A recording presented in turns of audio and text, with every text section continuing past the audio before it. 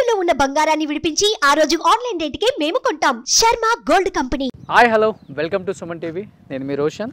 So గత 2 రోజుల నుంచి కూడా ఎక్కువగా సర్క్యులేట్ అవుతున్న న్యూస్, త్రినేని సీరియల్లో తిలోత్తమ గారు యాక్సిడెంట్లో చనిపోవడం జరిగింది.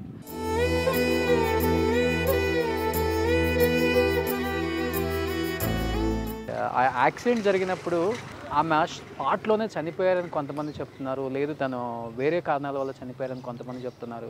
కొంతమందికి గాయాలయ్యి కొంతమంది బయటపడ్డారు. అదే సీరియల్లో తిలోత్తమ హస్బెండ్గా చేస్తున్న చందు, నిజంగా నేను వేరే షూట్ నుంచి వస్తుంటే కాల్ చేయగానే నేను తను ఎయిడ్ చేయటం చూసి కంట్రోల్ చేసుకోలేకపోయాను. అంటే తను ఎంత డిప్రెషన్లో పోయాడో అర్థమవుతుంది. అంటే ఆ ఇన్సిడెంట్ని ఆయన కళ్ళతో చూశాడు కాబట్టి అది తట్టుకోలేకపోతున్నాడు. నేను ఇమ్మీడియట్గా ఎక్కడున్నావు చందు అంటే ఒక లొకేషన్ పెడితే నిజంగా తను డిప్రెషన్లోనే కనిపించాడు నాకు. సో చందు నాకు మంచి ఫ్రెండ్. నేను ఎలక్షన్స్ బిజీలో ఉండి కొంచెం అటు ఇటు తిరుగుతా చూడలేదు. ఒకసారి న్యూస్ చూడగానే షాక్ అయ్యాను చందు. బట్ నిజంగా దేవుడి దయ వల్ల చందు సేఫ్గా బయటపడ్డాడు. కానీ పవిత్రగా నిజంగా స్పాట్లోనే చనిపోయారు అంటున్నారు. చందు, నిజంగా ఆ యాక్సిడెంట్ టీవీలో చూసిన వాళ్ళే తట్టుకోలేకపోతున్నారు. అండ్ నువ్వు లైవ్లో ఉన్నావు, ఇన్ని సంవత్సరాలు ఆమెతో హస్బెండ్గా యాక్ట్ చేసావు ఆ సీరియల్లో. నేను అదే అందరికీ ప్రెస్కి అదే చెప్తున్నాను. సుమన్ టీవీ అంటే నాకు ఒక రెస్పెక్ట్ ఉంది.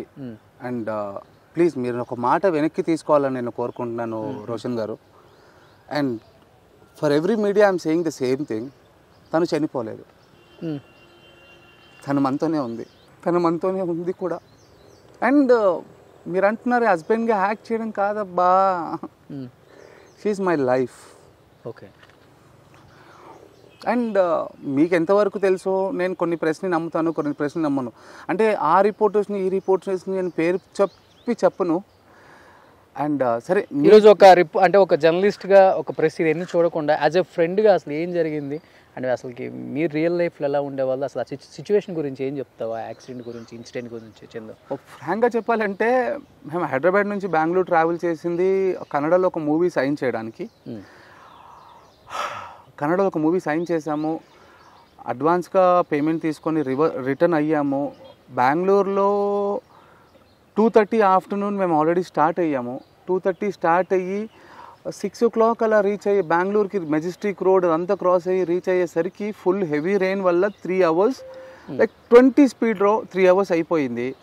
అక్కడ చాలా రెయిన్ పడడం వల్ల ట్రాఫిక్ లేట్ అయిపోయి మేము మహబూబ్ నగర్ రీచ్ అయ్యే వరకు 12:30 12:40 అయ్యింది. So we are completely morning travelling అంతా మేమే చేసాం కాబట్టి డ్రైవర్కి అప్పచెప్పి మేము కంప్లీట్ డీప్ స్లీప్లో ఉన్నాం. డ్రైవర్ ముందున్నాడు, డ్రైవర్ పక్కకి పవిత్ర వాళ్ళ సిస్టర్ కూతురు ఉంది, చిన్న అమ్మాయి, పాపం 16-17 years. డ్రైవర్ వెనక నేనున్నాను, డ్రైవర్ నా పక్కన పవి పడుకొని ఉంది. అందరం డీప్ స్లీప్లో ఉన్నాం. సడన్గా ఒక సౌండ్ వచ్చింది. సౌండ్ రావడంతో నేను డ్రైవర్ని అడగడం ఏంటంటే, వాడు సార్ నేను 80 స్పీడ్లో వెళ్తున్నాను, అది 60 feet రోడ్డు, కేఎస్ఆర్టీసీ బస్సు వచ్చింది, వాడు కొట్టడం వల్ల నేను ఆపోజిట్ రోడ్కి డివైడర్ ఎక్కించాను, ఆపోజిట్ బస్సు కొట్టేసింది అంటాడు.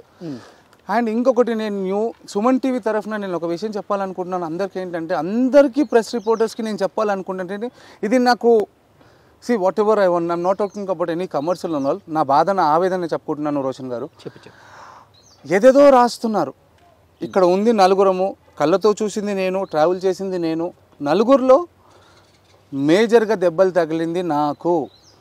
Today this is the 3rd day నాకు స్కల్ ప్రాబ్లం ఉంది. ఆ స్కల్ ప్రాబ్లం వల్ల I'm not able to recognise the people. 10 minutes మీరు రోషనా ఎవరా అనేది మర్చిపోతున్నాను.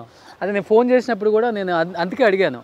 నేను ఫోన్ చేయగానే ఫస్ట్ బాగా మాట్లాడాడు, అండ్ సెకండ్ టైము అంటే నాకు అర్థమైపోయింది అదేదో కొంచెం మెమరీ పవర్ తగ్గింది అనుకో, నాకు అర్థమైపోయింది పూర్తిగా. అండ్ ఇక్కడ ఏంటంటే ఆ నలుగురిలో ఎవరికి తగ్గలేదు సార్ దెబ్బలు. నలుగురిలో తగిలింది పవిత్ర గారికి కూడా. To be frank I'm telling you, పవికి చిన్న దెబ్బ తగ్గలేదు, నా పవికి చిన్న దెబ్బ తగ్గలేదు. కార్ ఆపోజిట్లో రోడ్ వెళ్ళింది, గ్లాస్ బ్లాస్ట్ అయింది, స్మోక్ వచ్చింది. తను బ్రీత్ తీసుకొని జస్ట్ రైట్ టర్న్ ఇవ్వేసరికి నేను రక్తమడుపులో పడి ఉన్నాను. నన్ను చూసి నాన్న ఏమి ఇంతే బ్రీత్ ఆగిపోయింది తప్పితే ఇక్కడ జరిగింది అంతే. తను మన చిన్నపిల్లలు ఏడ్చినా కూడా అని ఆగుతారు, మనం వీపులో ఒక 2 దెబ్బలు కొడతాము, చెస్ట్ ఏదో చేస్తే వాళ్ళు రూపీ రివీల్ అవుతారు.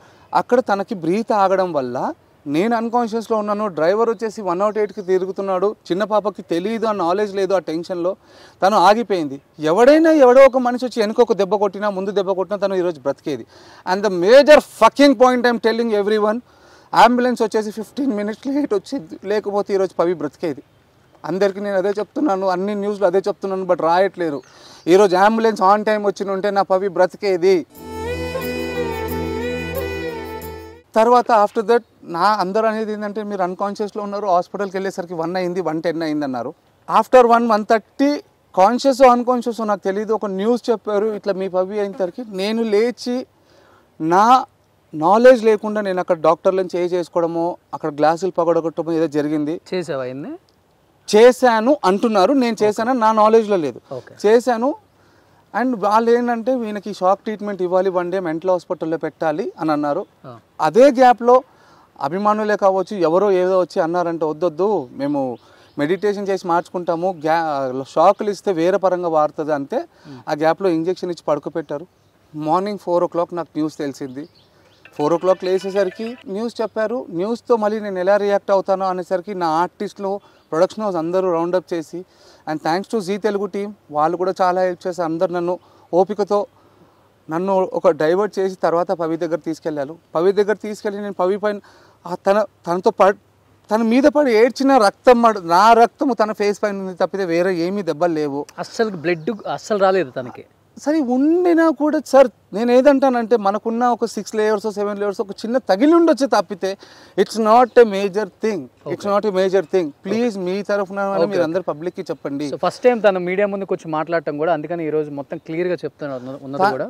తను నా మీద పెంచుకున్న ప్రేమ అవ్వచ్చు, నా మీద పెంచుకున్న అఫెక్షన్ అవ్వచ్చు, నన్ను చూసి నాన్న ఏమైంది అంతే ఆగిపోయింది తప్పితే తనకి ఏమీ అవ్వలేదు. హార్ట్ అటాక్ వచ్చిందని డాక్టర్స్ అంటారు, ఇమీడియట్ స్ట్రోక్ అంటారు, కార్డియాక్ ఏదేదో పేర్లు చెప్తున్నారు, బట్ తనకు మాత్రం జరగలేదు. కానీ ఈరోజు అంబులెన్స్ ఉంటే నా పవి బ్రతికేది. సుమన్ టీవీలో మీ పర్సనల్ అండ్ బిజినెస్ ప్రమోషన్స్ కోసం కింది నెంబర్కి కాంటాక్ట్ చేయండి.